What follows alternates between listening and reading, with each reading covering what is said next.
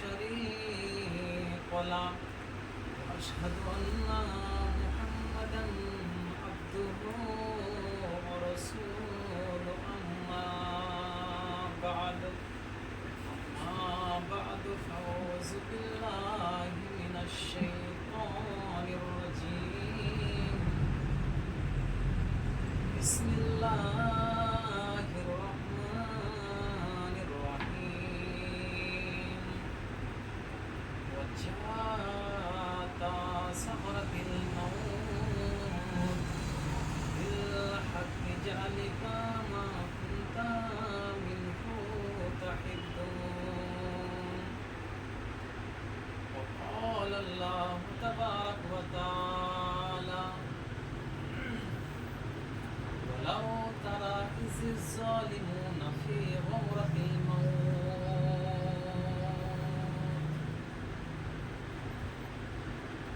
পথে আল্লাহর চলিতেছে যাহারা করিতেছে জীবন দান অবশ যারা মরে নাই তাহারা এরাই তো মুসলমান গো, এরাই তো মুসলমান। ইসলাম সর্বপ্রথম সেই আল্লাহ রাব্বুল আলামিনের সংক্ষিপ্ত শুকর গুজারি করি, তার একটুখানি স্তুতি বাদগাহি যিনি আল্লাহ রাব্বুল আলামিন এই পাপী বান্দার উপরে রাজি হন, তাকে রাজি করবার জন্য দুখানাকে হিলিয়ে নাড়িয়ে নিয়ে নিজের জায়গাতে বসে বলি আলহামদুলিল্লাহ। তারপরে পরে তিনি প্রিয় রসুল মানবকুলের শ্রেষ্ঠ মানব নবীকুলের শিরোমণি বিপ্লবী জননেতা হযরতে মুহাম্মদ সকলে পড়ি সাল্লাল্লাহু আলাইহি ওয়াসাল্লাম। সুপ্রিয় শ্রোতাবিন্দু,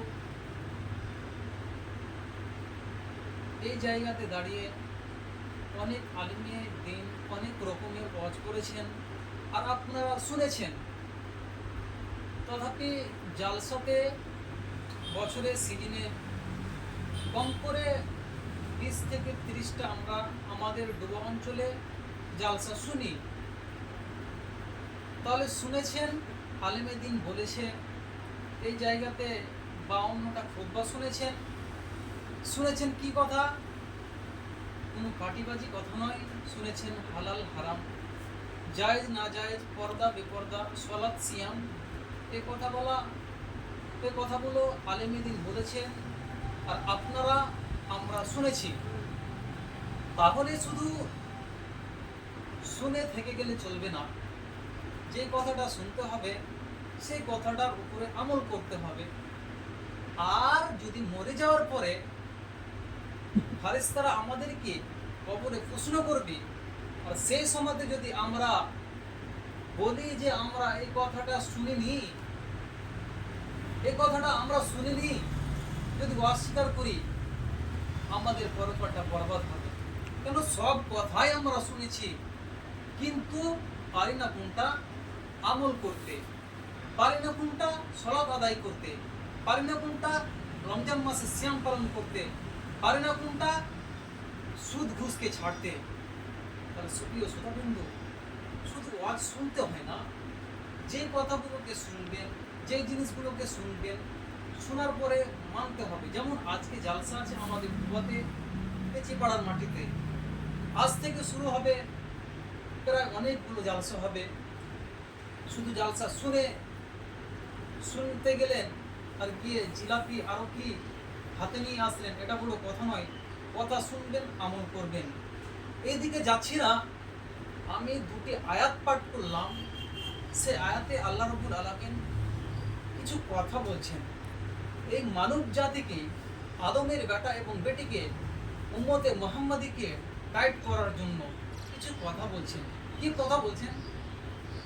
প্রথমের আয়াতে আল্লাহ রাব্বুল আলামিন বলছেন ওয়াজাতা সাকরাতিল মাউত, অবশ্যই নিশ্চয় মৃত্যুর যন্ত্রণা, অবশ্যই মৃত্যুর যন্ত্রণা আসবে।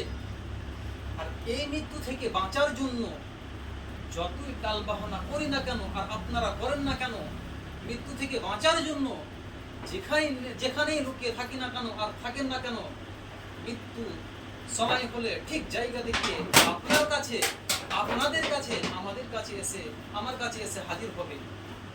নচেত মরার আগে কিছু আমল করুন, করে মরুন, কাজে দিবে। তারপরের আয়াতে আল্লাহ রাব্বুল আলামিন বলছেন, ওয়ালাউ তারা ইযিজ যালিমুনা ফি গামরাতিল মাউত। এখানেও আল্লাহ রাব্বুল আলামিন বলছেন, নবীকে বলছেন, নবী অবশ্যই মৃত্যুর যন্ত্রণা আসবে। তখন জালিমের রূহকে দেখবে, যখন জালিমের কাছে মৃত্যুর আজরাইল আসবে, তখন তার আত্মাটাকে যখন বের করে নিয়ে যাবে, তখন সেই বেচারাকে কষ্ট দিয়ে, আযাব দিয়ে তার আত্মাটাকে বের করে নিয়ে চলে যাবে। তাহলে এরকম বদমাস মানবগুলোকে, যারা ইসলামের কোনো বিধিবিধানগুলোকে মানল না, এই মানবগুলোকে কষ্টদায়ক শাস্তি দিয়ে, অপমানদায়ক শাস্তি দিয়ে ওদের আত্মাখানাকে বের করে নিয়ে যাবে। আর আপনারা আর আমি খাটলিতে শুয়ে থাকবো, ছেলে মেয়ে, বন্ধু বান্ধব, স্ত্রী, ভাই ব্রাদার সবাই আপনাকে আমাকে দেখবে যে কিছুক্ষণ আগে বেচারা কত ছটপট করছিল, আর এখন তার দেহটা পড়ে গেল খাটলির উপরে। সুপ্রিয় শ্রোতাবিন্দু, ওয়াজগুলোকে শুধু শুনতে হয় না, কিছু ওয়াজকে শুনে আমল করতে হয়। যেমনটাকে আল্লাহ পাকের নবীজি সহিহ হাদিসের ভিতরে বলছেন, কি বলছেন নবীজি?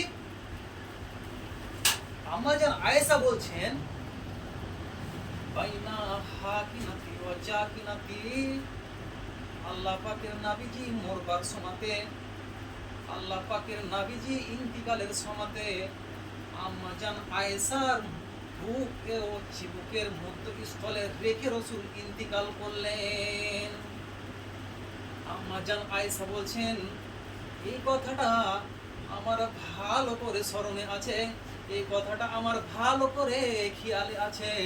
কেন নবীজিকে আমি ছোট্ট বাচ্চারাকে যেরকম মা দুধ পান করায়, এইরকম করে ধরে স্তন থেকে মাটার দুধ পান করে ছোট্ট বাচ্চাগুলো, ওইরকম করে আম্মা জান আয়েশা বলছেন, আমি আমার স্বামীকে নবী মুহাম্মদ রাসূলুল্লাহকে আমি ধরেছিলাম। এই কথাটা আমার ভালো করে স্মরণে আছে, এই কথাটা আমার ভালো করে মনে আছে। কিন্তু আমার মাথার ভিতরে, আমার মাথাতে একটা বাজু ধারণা ছিল। কেমন বাজু ধারণা? কোনো মানব যদি আমার সামনে কষ্ট পেয়ে মরতো রে, আমার সামনে কষ্ট পেয়ে মরতো, আমি এই মরণটাকে অত্যন্ত খারাপ মরণ মনে করতাম। কেন খারাপ মরণ মনে করতাম? আমি মনে মনে ভাবতাম, হয়তো মানুষটা চোর ছিল, হয়তো মানুষটা বদমাশ ছিল, হয়তো মানুষটা একেবারেই বদমাশ ছিল, আল্লাহর বিধিবিধানগুলোকে মানত না, এই জন্যই মরবার সময়তে কষ্ট পেয়ে মরছে। কিন্তু আল্লাহ পাকের নবীজি মরবার সময়তে কষ্ট পেয়ে মরছে, মানে এটা ভালো মরণ, এটা খারাপ মরণ নয়। ভালো মরণ, এটা হলো ভালো মরণ। কিন্তু দেখবেন রোডের কিনারায় দেখবেন কুকুরগুলো পড়ে থাকে, গাড়িতে চাপা দিয়ে মেরে দেয়। এইরকম করে কোনো মানুষ যদি মরে যায়, এই মরণটাকে বড্ড খারাপ মরণ মনে করেছেন আল্লাহ পাকের নবীজি। কিন্তু আল্লাহ পাকের নবীজি একটা হাদিসের ভিতরে বলছেন, এই মরণটা হলো ভালো মরণ। কোনো মানুষ যদি 1 বছর, 2 বছর, 1 মাস, 2 মাস, 3 মাস, 4 মাস বিছানায় পড়ে থাকে, খাটলিতে পড়ে থাকে, আর পড়ে থেকে বেচারা মরে যায়, তো এই মরণটাকে ভালো মরণ বলেছে। কেন ভালো মরণ বলা হলো? সামনে আগে আসেন, সামনে কেন এই মরণটাকে ভালো মরণ বলা হলো? আল্লাহ পাকের নবীজি কেন এই মরণটাকে ভালো মরণ বললেন? একটা মানুষ যদি অসুস্থ হয়ে পড়ে থাকে, নিজের গুনাহগুলোকে মুছে নিতে পারবে বিছানায় শুয়ে শুয়ে। কেমন করে শুয়ে শুয়ে মুছে নিবে? বিছানায় পড়ে আছে আর বেচারা আস্তাগফিরুল্লাহ বলছে, সুবহানাল্লাহ বলছে, এই জন্যই তার গুনাহগুলো মার্জনা হচ্ছে। কেন একটা মানব যদি বিছানায় পড়ে যায়, ডাক্তার বাবু বলেছে, তার ছেলেরা তাকে ডাক্তারখানাতে নিয়ে গেছে, মেডিকেলে নিয়ে গেছে, এবার মেডিকেলে ডাক্তার বাবু বলেছে, তোমার বাবাকে বাড়ি ফিরিয়ে নিয়ে যাও, তোমার বাবা বেশি দিন বাঁচবে না। কেন? তোমার বাবার 2টাই কিডনি নষ্ট, তোমার বাবা আর বাঁচবে না, বাড়ি নিয়ে যাও, তোমার বাবাকে ভালো মন্দ খাও, তোমার বাবা আর বেশি দিন বাঁচবে না। ছেলেরা তাকে বাড়িতে নিয়ে এসেছে। বেচারা খাটলিতে বিছানায় শুয়ে আছে, আর সেই সময়তে বেচারা মাজলুম হয়ে বিছানায় শুয়ে আছে, আর কি বলছে, আরে বেটা আমি কি আর বাঁচবো বেশি দিন? বেটা বলছে হ্যাঁ বাবা বেঁচে যাবা, আরে ওষুধগুলো খাও, ওষুধ পানি খাও, বেঁচে যাবা। কিন্তু সত্য কথা কয়দিন ছুপায়িত থাকে আর লুকিয়ে থাকে। ছেলেটি তার মাকে বলছে, মা বাবা আর বেশি দিন বাঁচবে না, বাবাকে ভালো মন্দ খাওয়াও, কেন যে বাবার কিডনি নষ্ট, ডাক্তার বাবু এতদিন সময় দিয়েছে। এবার হাদিসের ভিতরে পাওয়া যায় একটা মুসলমান আরো একটি মুসলমানের উপরে 6টি হক আছে, তার মধ্যে এটি একটি। তাকে দেখতে যেতে হবে। কোনো একটা দিনী ভাই, কোনো একটা মুসলমানের বাচ্চা যদি অসুস্থ হয়ে যায়, আক্রান্ত হয়ে যায় বলতে জটিল রোগে, তার বাড়িতে যান, দেখতে যান। দেখতে গিয়ে কি বলবেন, দুনিয়ার কোনো গল্প নয়। তার বাড়িতে যাবে, গিয়ে বলবে আসসালামু আলাইকুম আব্দুল সালাম, ভালো আছো ভাই? ওই তখন বেচারা বলবে, ভাই বড্ড ভালো নেই। কেন ভালো নেই? আমি আমার অসুখের জন্য আমি কাতর হয়ে পড়ে আছি, আমি বড্ড ভালো নেই ভাই। তখন আপনি তাকে সাহস দিবেন, হ্যাঁ ভালো হয়ে যাবে, তুমি সব সময় বলো আস্তাগফিরুল্লাহ আস্তাগফিরুল্লাহ। যদি পারো, যদি পারেন তো বাড়িয়ে বলবেন আস্তাগফিরুল্লাহ রব্বি মিন কুল্লি যামবি ওয়া আতুবু ইলাই। এইরকম করে করে করে করে মানবটা যখন বিছানায় পড়ে পড়ে যায়, তখন বেচারা বিছানায় যখন ঢিলাগুলো তার মেয়েরাকে বলে, ছেলেরাকে বলে, বেটা রে মেরে আমার খাটলির পাশে 4টা 5টা ঢিলাগুলো এনে দাও। ঢিলগুলো কি করবে? ঢিলগুলো কি করবে? তার জন্য এনে দিল। কিসের জন্য? বেচারা যুবককালে আল্লাহ রাসূলুল্লাহর বিধি বিধান হাদিস কোরআন মানেনি, তো মোবার সময় সোজা বিছানায় পড়ে আছে। মসজিদে মুয়াজ্জিন ডাকছে হাইয়া আলাল ফালাহ বলে, আল্লাহু আকবার বলে, মুয়াজ্জিনের আজান শেষ হলো, মুসাল্লিরা মসজিদের ভিতরে 4 রাকাত সুন্নাতে মুআক্কাদা জোহরের পড়া শেষ হলো না, বেচারা ঢিলগুলো দিয়ে তায়াম্মুম করে আর 4 রাকাত নামাজ শুয়ে পড়া হয়ে গেল। তাহলে ঠেলার নাম বাবাজি, ওকে পরেজগার কে বানালো? ইয়মকালে নামাজ শরিয়াতের বিধি বিধানগুলোকে মানে নিয়ে পড়বার সময়তে বিছানায় পড়ে খাটলিতে শুয়ে 4 রাকাত নামাজ পড়া হয়ে গেল। তাহলে এই মরণটাকে আল্লাহ পাকের নবীজি অত্যন্ত ভালো মরণ বলছে। আর কোনো মানব যদি চলতে ফিরতে মরে যায়, গাড়ি অ্যাক্সিডেন্টে মরে যায়, গাড়িতে চাপা পড়ে মরে যায়, এই মরণটাকে অত্যন্ত কুকুর শিয়ালের মরণ বলেছে। এই মরণটা খারাপ মরণ। কেন? চলতে ফিরতে মারা গেল মানুষটা, তিনি তার গুণাগুলোকে মর্জনা করতে পারলো না, তাহলে এই মরণটা খারাপ মরণ। তাহলে স্বর্গীয় শ্রোতাবিন্দু, কোনো মানব যদি বিছানায় পড়ে থাকে, এটা ধারণা আমরা গ্রামের লোক, আমরা মানব মণ্ডলী কি বলি, তো বেচারা যৌনকালে হালকা বয়সে কোনো অপরাধ করেছিল, এই জন্য বেচারা খাটলিতে পড়ে পড়ে বুড়া মরবে। এটা মোটেই ভুল ধারণা। প্রিয় নবীর হাদিস বললাম, নবী নিজেই বলছেন এটা হলো ভালো মরণ। তাহলে আপনারা আর আমি কেন মানুষের মন্দ ধারণা করতে যাব? এটা থেকে বাঁচতে হবে। আল্লাহ পাকের নবীজি আরো একটা হাদিসের ভিতরে বলছেন, আবু সালমা বলে একজন সাহাবা আরে মারা যাচ্ছেন, আল্লাহ পাকের নবীজি তাকে দেখতে যাচ্ছেন। দেখতে গিয়ে কি বলছেন, তার দেখতে গিয়ে দেখছেন তিনি মারা গেছেন। আবু সালমা তার বাড়িতে প্রবেশ করলেন, তো দেখতে পাচ্ছেন তার ফাটা চোখ, খোলা চোখ, চোখগুলো খুলে আছে, জান বের হয়ে গেছে। আল্লাহ পাকের নবীজি নিজের হাত দিয়ে, নিজের আঙ্গুল দিয়ে ফাটা চোখ, খোলা চোখগুলোকে এইরকম করে বন্ধ করে দিলেন। তারপরে নবীজি কি বলছেন, ইন্নার রূহা ইজা কুবিজা ইত্তাবাহুল বাসারা। একটা মানুষের যখন আত্মাটাকে বের করে না হয়, তখন এই রূহটা অবাক হয়ে, তাজ্জব হয়ে তার সাথীর দিকে দেখতে থাকে, আর ডাক দিয়ে বলে, সাথী, 60 বছরের সাথী, 70 বছরের সাথী, আমার পাশে তুমি থাকলে না।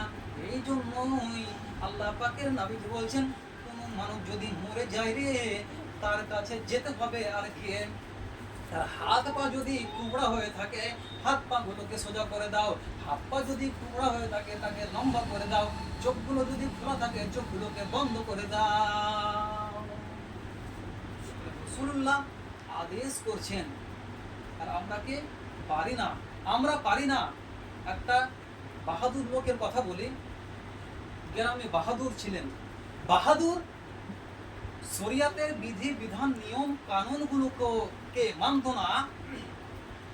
বাহাদুরটা এতই বাহাদুর ছিল, সেই বাহাদুরটা যদি টেলারের কাছে গিয়েছে একটা জামা বানাতে, টেলার যদি একটা বুদামকে এই জায়গাতে না দিয়ে একটু উপরে দিয়েছে, তার কানের গোড়াতে হাত নিয়ে গেছে, যে কি বলছে, ফাজলামো শিখেছিস, টেলারে শিখেছিস না ফাজলামো শিখেছিস?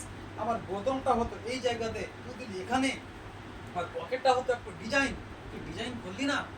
এ বাহাদুর একেবারে, এটা কোরআন হাদিসের কথা না, এটা বলছি, এটা বড় বড় মানুষের কথা, এটাকে শুনুন।